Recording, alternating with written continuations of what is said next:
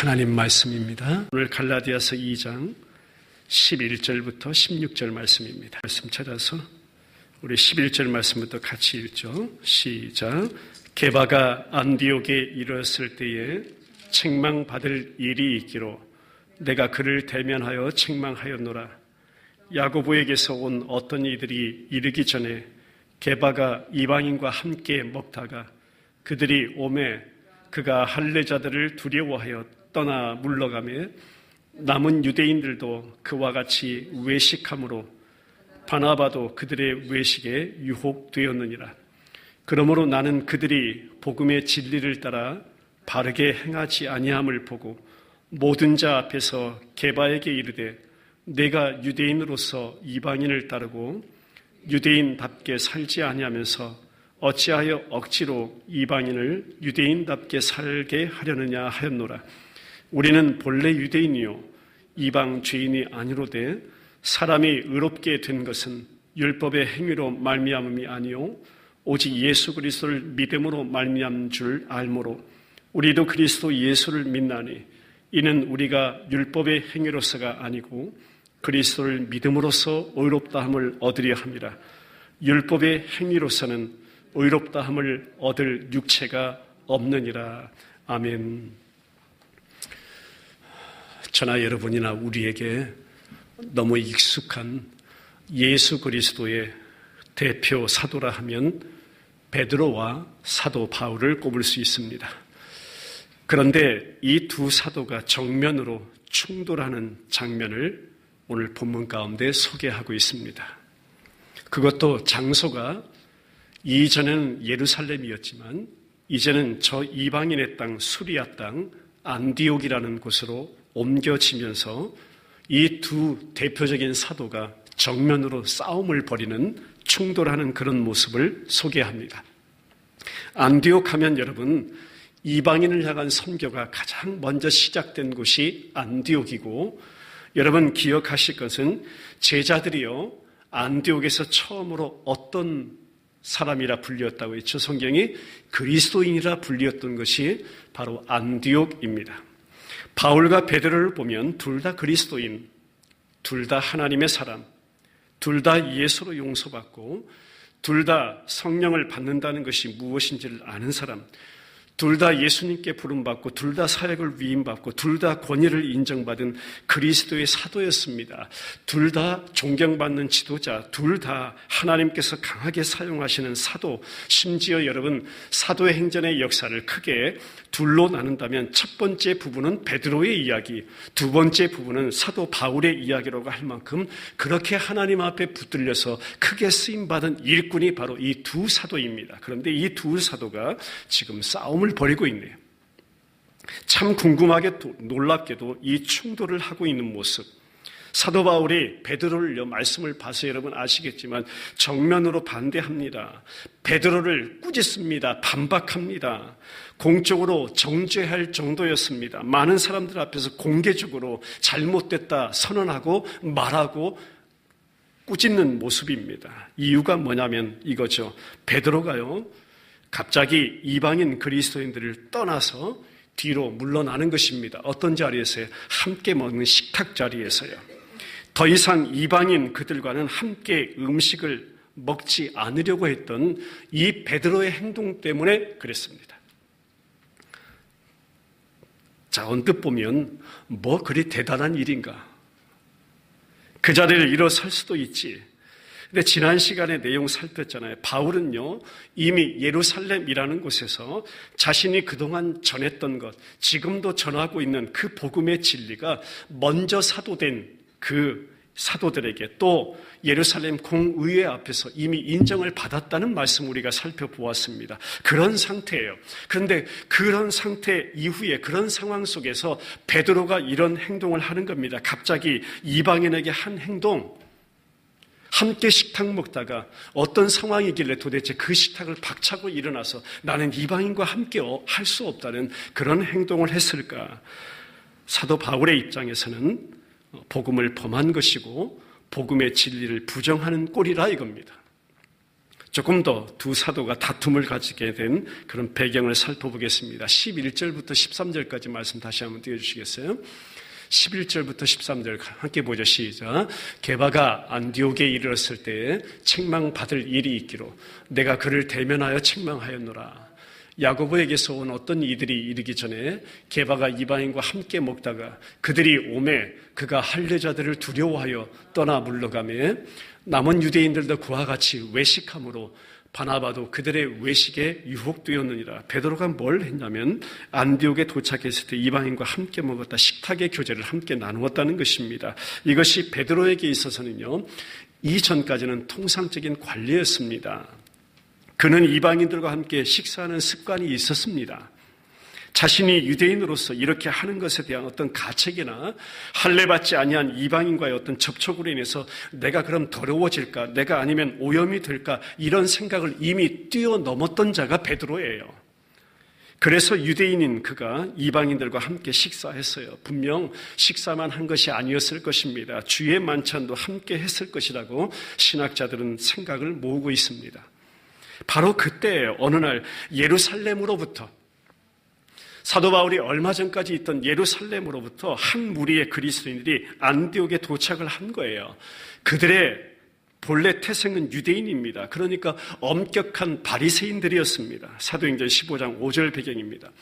그런데 이들이 당시에 예루살렘의 지도자였던 야고보에게서 보냄을 받은 신앙인들, 그런데 이들이 오자마자 전한 것이 있습니다. 사도행전 15장 말씀을 보면요, 이들이 와서 전한 것이 뭐냐면 너희가 모세의 법대로 할례를 받지 아니하면 능히 구원을 받지 못하리라. 이것부터 전한 거예요.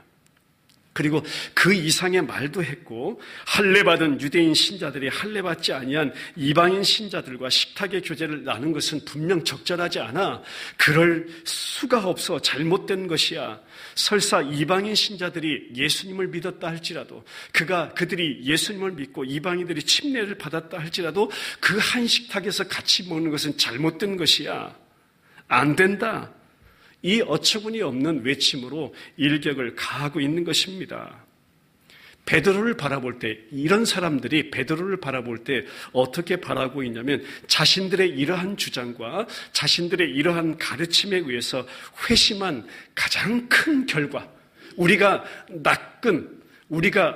얻어낸 가장 훌륭한 결과가 바로 그 유명한 베드로인데, 이렇게 생각하고 있었다는 것이에요.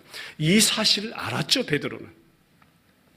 그 사실을 알았던 베드로는 이방인 그리스도와 함께 먹었던 그 식탁을 얼른 물러나고야 말았던 것입니다. 좀 더 깊은 의미는요, 사람들의 모든 시선을 피해서 조심조심 살금살금 뒤로 자신의 몸을 물러갔다라고 번역할 수 있습니다.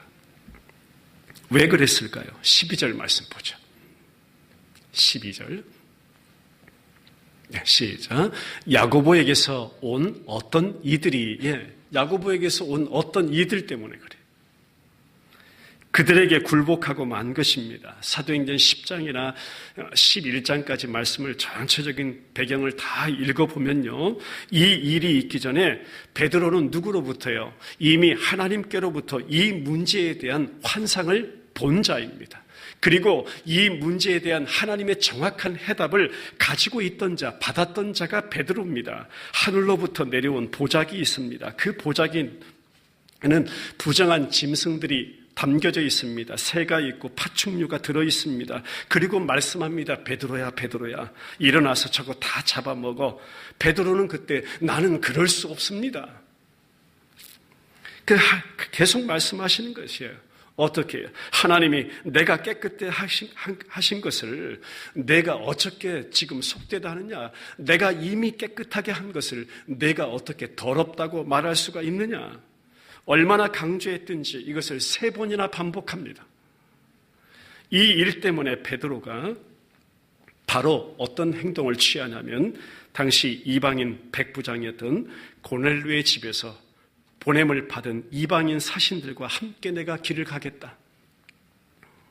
유대인으로서는 불법 행위죠. 그러나 베드로는 고넬료의 또 사신들에게 이러한 설교를 합니다. 이러한 이야기를 들려줘요. 그때 이렇게 말하는 거예요. 내가 참으로 하나님은, 한번 따라해보죠. 사람의 외모를 보지 아니하신 줄 깨달았도다.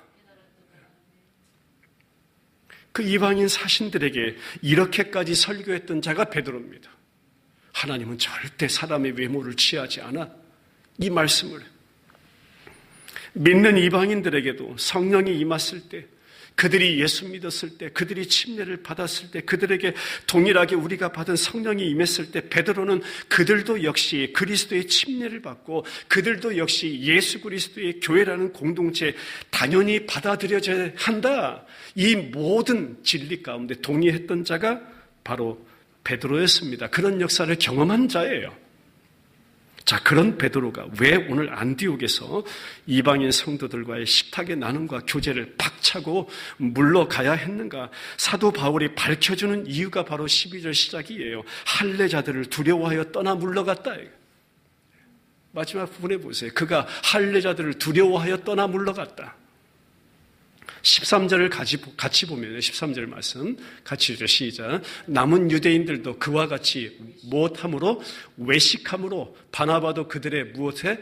외식에 유혹되었느니라. 유대인들도 그와 같이 외식했다. 바나바도 그들의 외식에 유혹되었다. 이 외식이라는 헬라어의 의미는 위선, 쇼하다, 연기하다의 의미를 가지고 있습니다. 그들은 바로 이것을 하고 있었다. 그러니까 나름 부정하게 속이고 있었다. 이 바울의 비난은 참 심각하고 분명했습니다. 위선이다, 그거 다. 식탁의 교제가 확신해서 한 행동이 절대 아니다. 너희들 지금 하고 있던 거 이거 진정 아니다 이거예요. 진짜 아니다 이거예요. 작은 압력 직전에 두려워하는 모습 잘 보시면 베드로는 오히려 예루살렘에서 이미 인정받은 이방인을 위한 복음의 진리를 거스리고 있는 모습입니다. 사도 바울이 얼마 전에 그가 전한 모든 이방인에게 전한 그 복음의 인정을 받고 온 상태인데 베드로는 그것에 거역하는 모습을 지금 안디옥에서 보이고 있는 거죠. 예루살렘에서 그렇게 하지 말라고 한 행동을 지금 베드로는 그렇게 하고 있는 꼴이죠. 할례당을 두려워해서 다시 주님을 부인하는 모양, 한여를 두려워해서 예수님을 부인했던 베드로의 모습을 갑자기 떠올리게 됩니다. 이방인에게도 복음은 똑같은 건데, 복음은 단 하나인데 그 모습을 거스리고 있는 모양. 베드로가 복음을 믿었으나 그가 삶에 실천하는 모양은 모두 다 실패한 모양을 오늘 드러내고 있습니다. 복음에 걸맞지 않은 모습입니다. 복음에 반하는 행동입니다. 이거 예수님의 수제자라고 불리는 베드로의 모습입니다. 자, 그러면 보죠. 여러분, 저와 우리는 어떤가? 복음 우리 다 압니다. 안다고 합니다. 여러분, 복음대로 살아가고 계신가요? 사라지던가요? 우리 모습, 베드로의 모습 똑같아요. 매일 실패하는 모양이잖아요. 하라 하는 것은 하지 않고 하지 말라 하는 것은 또 하는 모양도 있고 이런 모양입니다. 내가 베드로 아닌가? 나는 이렇지 않다 하는 것이 어찌 보면 착각인 줄 믿습니다. 나도 이러한 자 맞습니다. 그렇기 때문에 내게 변함없이 예수가 필요한 것이고 그렇기 때문에 지금도 변함없이 내게는 복음이 필요합니다. 나는 정말 복음이 필요한 자입니다. 지금도요. 그 결과로 남은 유대인들도 그게 맞는 것이냐 외식에 유혹되어 따라가는 일이 벌어지고 만 것입니다. 바울이 그토록 신뢰하는 친구였죠. 선교사역의 동료였죠. 예루살렘에서 그렇게 확고하게 사도 바울 편에 섰던 바나바까지도 유혹당하는 일이 벌어진 거예요. 어디에서요? 지금 안디옥에서요. 다 무너지는 모습입니다. 다 무너지는 모습이에요. 이게 어찌 보면 매일 주님의 은혜와 말씀이 아니면요, 저와 여러분들은 순식간에 오류에 빠지고 마는 바로 저와 우리의 모습이라는 거예요. 말씀이 아니면, 복음이 아니면, 여기에 하나님의 쉬지 않는 일하심이 누구를 통해서요? 오늘 사도 바울의 입술을 통해서 우리 가운데 나타난 줄 믿습니다. 바울이 그 상황이 그냥 좋다고, 그럴 수 있지, 괜찮다고, 그럴 수 있다고 넘겨버렸더라면 오늘날 교회는요, 다시 유대교로 거꾸로 역류에 올라가는 그런 모습이었을 것입니다. 교회의 어떤 정체성을 다 상실해버렸을 것입니다. 이방인과 유대인들 간에, 먼저 믿은 자와 그렇지 못한 자들 간에, 또 베드로에게 저항하고 이런 모습, 영원한 틈이 벌어졌을 것입니다. 그런데 하나님의 일하심은 그렇지 아니했다 이겁니다. 바로 그때 사도 바울은 놀라울 정도로 용감하게 그렇게 선포하는 겁니다. 그리스도의 복음의 진리와 교회의 한몸됨과 이 둘 다를 다 보존할 수 있도록 하나님께서 사도 바울 안에 그 입술을 주장하셔서 일하신 줄 믿습니다. 오늘도 변함없이요, 우리에게 말씀을 통해서 예수 그리스도를 증거해 주시면 바로 그 이유인 줄 믿습니다. 오늘도 저와 여러분들 그렇게 붙잡아 가시려고요. 그렇게 교회로 보존하시기 위해서요. 그렇게 이미 내가 세상과 온전히 구별해 놓은 사랑하는 내 자녀들인데 왜 자꾸 세상과 믹스되니? 너 구별된 자야. 내가 정말 내 아들 버려서 사랑하는 자가 너야 라고 말씀하는데, 너 거룩한 자야. 너 구별된 자야. 왜 세상과 자꾸 믹스돼? 세상이 뭐가 좋아서 그렇게 믹스돼? 바울은 저항하고 반대했습니다. 책망했어요. 무서울 정도로 잘못이라고 이야기했어요. 아예 공개적으로 비난했어요. 주춤하지도 않았어요. 어떤 논쟁을 잠재우려거나 그 일에 대해서 이렇게 토론하려고도 하지 않았어요. 안디옥에서의 대결은 참으로 공개적이었다는 것입니다. 변명하고 그게 무슨 죄인가? 뭐가 그렇게 중요한가? 그럴 수도 있지. 살짝 숨기고 살짝 감추고 살짝 묻어갈 수 있죠. 우리의 생각은. 오늘날 교회의 모습들이 그렇죠. 살짝 묻어가죠. 살짝 감춰가죠. 잘 보세요. 오늘날 같으면요, 무슨 수를 써서라도 이 상황에 피하려 할 만큼 무슨 수를 써서라도 감추고 싶은 그런 충돌의 장면이 아닌가요? 그런데 성경은 드러냅니다. 여러분요, 내 안에 수치의 모습이 있습니다. 저도 예외는 아니죠. 우리 모두가 그렇습니다. 내 안에 아픔도 있고요. 내 안에 때로는 상처도 있고요. 넘어짐도 있고 부끄러움도 있고, 특히 잘못되고 변질된 복음이 우리 안에 있을 때 많고, 그리스도인들의 감추어진 고질적이고, 저는 이렇게 표현하고 있어요. 그리스도인들의 지능적인 죄악들, 머리를 그렇게 써서 짓는 죄악들, 오히려 주님 앞에서는 그것이 드러나고요, 주님 앞에서는 고백되어지고 주님 앞에서는 벗겨져야 그것이 은혜임을 믿습니다. 그러할 때 주님의 진정한 용서를 경험하게 되고요, 그럴 때 주님의 십자가 사랑을 경험하게 되고요, 주님의 응답도 경험하게 되고요, 주님께서 입혀주심을 경험하게 되고요. 혹시나 답답함이 있다면 우리가 오히려 주의 신실한 자녀들과 함께 말할 수 있기를 바랍니다. 토해낼 수 있길 바랍니다. 그것도 아니면 주님 앞에 한바탕 크게 울어버리고 그러고 나면 좀 치유를 경험하는 그런 일들도 우리 안에 있죠.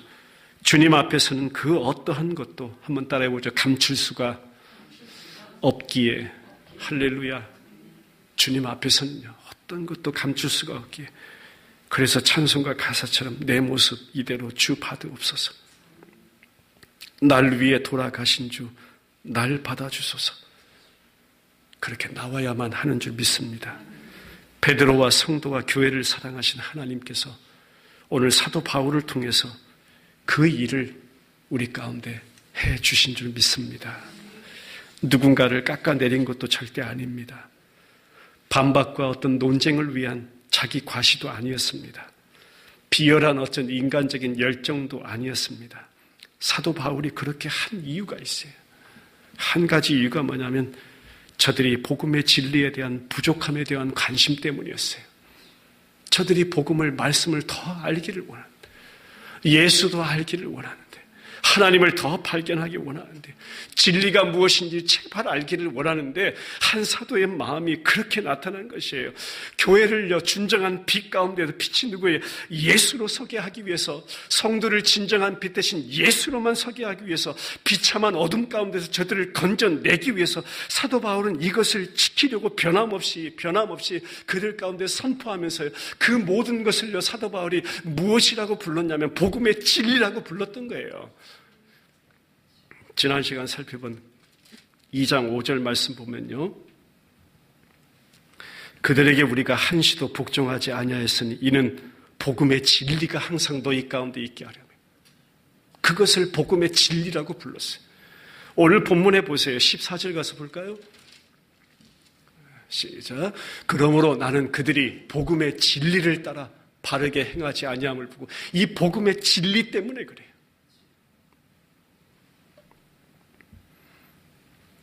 변함없이 사도 바울은 복음의 진리, 복음의 진리. 예루살렘에서 문제가 되었던 것 복음의 진리. 다시 안디옥에서 문제가 된 것 그것 복음의 진리. 복음의 진리에 바르게 행하지 아니했던 그것, 그런 차원에서 복음의 진리는 좁은 길에 비유됩니다. 진리는 좁은 거예요. 그렇게 저와 여러분들이 걸어가는 길도 성경은 좁은 길이라고 말씀해요. 그 길에서 벗어남을 이 한 사도는 도대체 견딜 수가 없었던 거죠. 그렇다면 이 복음의 진리가 무엇인가? 우리 베델 침례교회 공동체는 갈라디아서 말씀을 지금 계속 읽어나가고 있죠. 갈라디아서 말씀을 읽는 성도라면 누구나 그 답을 알게 됩니다. 복음의 진리, 그것은 바로 죄인이라는 유죄 판결을 받고 심판과 저주와 죽음 아래 놓인 우리 죄인들이 나 자신의 어떠한 행위나 공로가 아니라 하나님의 아들 예수 그리스도의 십자가의 죽음과 흘리신 피에만 근거해서 하나님의 순전하신 은혜, 값없이 주시는 은총으로 죄사함 받고 거룩하고 흠 없는 자라 칭함받아 아버지 앞에 받아들여질 수 있다는 것, 그것이 사도 바울이 붙잡고 있는, 그가 부르고 있는, 그가 이름하는, 지키려 하는 복음의 진리입니다. 조금 더 간단하게 보면 복음의 진리는 오직 믿음으로, 오직 은혜로 의롭다함을 받는 것이고, 이것이 곧 하나님 앞에 받아들여졌다는 의미이다. 이 복음에서 조금이라도 벗어난 것을 하나님은 도저히 그냥 넘길 수가 없었던 것이죠. 이미 바울을 통해서 선포했습니다. 1장 8절로 9절 말씀 보면요, 이렇게 기록합니다. 그러나 우리나 혹은 하늘로부터 온 천사라도 우리가 너희에게 전한 복음 외에 다른 복음을 전하면 저주를 받을지어다. 우리가 전에 말하였거니와 내가 지금 말하노니 만일 누구든지 너희가 받은 것 외에 다른 복음을 전하면 저주를 받을지어다. 목적이 뭐예요? 2장 5절에서 그것을 밝혀주었죠. 바울 자신과 일행도 예루살렘 공의회에서 그들에게 잠시도 굴복하지 않았다. 이것 붙잡고 이 복음의 진리가 언제나 여러분과 함께 있기를 원한다. 이 복음의 진리가 항상 너희 가운데 있기를 원한다. 이 복음의 진리가 교회 가운데 있기를 원하고 이 복음의 진리가 성도들 가운데 있게 하려 함이라.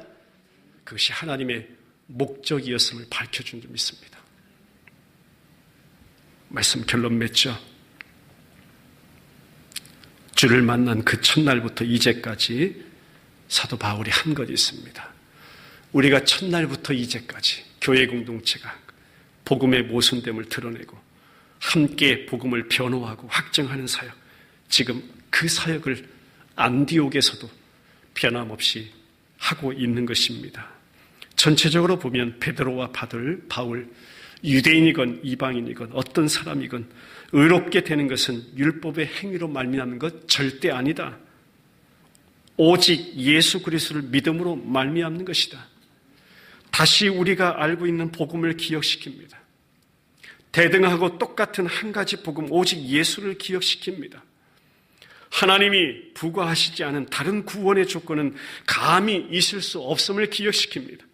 하나님이 화목해 하신 사람을 어찌 우리가 물리칠 수 있겠는가? 그럴 수 없다라는 사실을 기억시킵니다. 그리스도께서 나 같은 자를 그럼에도 불구하고 받아주셨으니 너희도 서로 받으라는 사실을 기억시킵니다. 나의 어떠함이나 어떤 행위가 근거가 되어서가 아니라 그리스도를 믿음으로 구원 얻었음을 다시 기억시킵니다. 내 안에 지금도 역사하시는 예수 그리스도의 십자가와 우리를 참여케 하신 부활의 영광, 그 복음이 이미 승리했음을 기억시킵니다. 할렐루야. 오늘날 많은 교파가 있고 또 많은 당파도 있고 주장과 색깔이 다 다름을 경험하고 살아가는 시대 속에 저와 여러분들이 놓여 있습니다. 그 가운데 참 많은 질문들이 있어요. 왜 그럴까? 왜 그럴까? 그 모든 질문들 가운데 대한 유일한 답은 복음인 줄 믿습니다. 성경 안에서 사도 바울이 붙잡았던 그 복음의 진리, 복음은 하나님의 은혜로 죄인인 나를 의롭다 하셨다는 좋은 소식입니다. 행위와는 절대 별개로 오직 예수 믿음입니다. 이에 따른 저와 여러분들의 삶은 어떤 삶일까요? 성도의 삶은 어떤 삶을 말하는 것일까요? 그것은 복음의 보존입니다. 매일 주님의 인도하심 속에 복음을 담아내고 그 복음을 경험하기를 사모하는 삶입니다. 십자가로 이미 허무신 장벽을 다시 인간 힘으로 쌓아 올리려고 하는 그런 습성이 우리에게는 매일 있습니다. 하나님께는 없는 장벽이기에 우리의 부족과 연약함을 그대로 하나님 앞에 고백하는 삶이 성도의 삶입니다. 주님의 절대 필요성을 간구하는 신앙이 성도의 삶임을 믿습니다. 그런 성도 되기를 간절히 기도합니다. 참 많은 것이 변질되고요. 참 많은 것이 섞여 있고요. 참 많은 것이 모순된 복음마저도 모순에 빠져버린 이 시대 가운데 많은 복음을 복음이라고 외쳐대는 이 시대 속에서 복음은 여러분 단 하나입니다. 오직 예수. 주저없이요. 오늘도 주저없이, 내일도 주저없이요. 우리 모든 교회 지체들 가운데요. 예수가 나의 주인이십니다. 예수만 나의 주인 되십니다. 매일같이 우리의 심령에서 선포하고 외쳐댈 수 있는 그런 성도 되기를 간절히 소망합니다. 복음에만 든든히 세워지는 우리 교회 지체들 되기를 주님의 이름으로 축원합니다. 사도 바울이 안디옥에서 이루어낸 역사가, 아니 하나님께서 사도 바울을 통해서 그 땅에 이루어낸 역사가 바로 그 역사라. 우리 이 땅 가운데, 이 도시 가운데, 교회 공동체, 아니 나라는 세상 이 10년 가운데 그 역사를 매일같이 하나님 일으켜 주시옵소서. 사모하는 우리 모든 지체들의 신앙생활 되길 주님의 이름으로 축원합니다. 우리 같이 기도드리죠.